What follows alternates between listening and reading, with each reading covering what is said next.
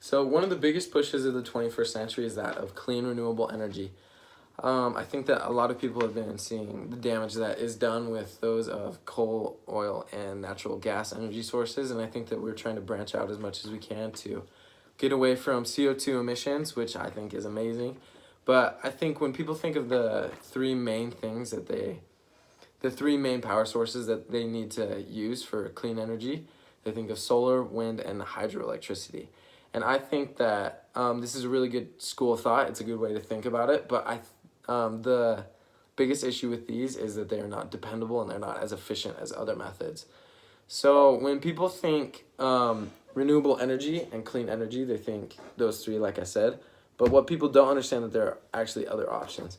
So if you look at this, these are the highest CO2 emitters and the lowest CO2 emitters out of all of our energy sources. So we have lignite, we have coal, oil, natural gas, solar, biomass, and then right here we actually have nuclear energy. And nuclear energy is almost on the exact same level as hydroelectricity and wind energy. And what people don't understand is that nuclear energy is probably one of the cleanest energy sources that we have.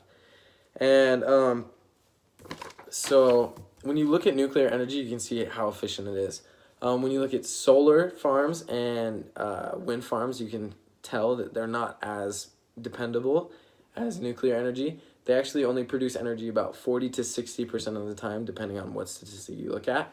And that doesn't sound like a huge deal, but when the sun isn't shining and the wind isn't blowing, we actually need to fall back on more primitive methods like coal, natural gas, and oil to get our energy.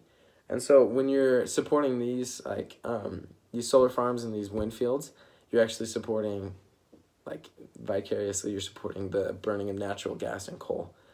And the biggest thing for me when I saw nuclear energy was seeing how few emissions it actually produces.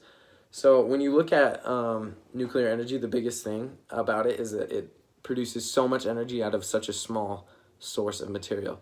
So what it uses is uranium-232 or 235, depending on what plant you're looking at. So one eraser size of uranium-235 is equal to 1,780 pounds of coal, or 17,000 cubic feet of natural gas. So this is a tiny, tiny piece of uranium-235, and we can get massive amounts of energy from it with very little toxic waste coming out of it. And that's one of the biggest things that people are worried about, is toxic waste coming out of this. But if we get the government involved, which we have the government involved with our nuclear fission sites, we can actually pay attention to how much they're producing, how much toxic sludge they're producing, and we can make them keep tabs on it. And if you look at all of the toxic sludge that's been created in the 60 years that we've been doing nuclear fission, if you put it all onto a football field, it actually wouldn't even reach 20 feet high. And for me, that's an amazing statistic because that just shows how little we need to use and how little we get out of it. And I think that if we look at solar and wind energy, we're not looking at the thing that's most efficient for us. And I think that people who kind of support these, they don't understand how dilute these energy sources really are and how nuclear energy really is the future.